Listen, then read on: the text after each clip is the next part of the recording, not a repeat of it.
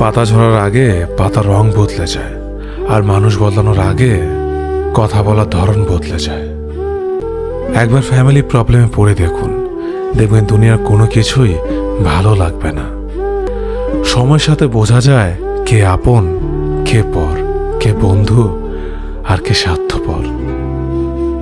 বিশ্বাস আর ভালোবাসা এমন একটা জিনিস যেটার মর্যাদা সবাই দিতে পারে না। সততা একটি মূল্যবান গুণ যা আপনি সস্তা লোকের কাছ থেকে কখনোই আশা করতে পারবেন না।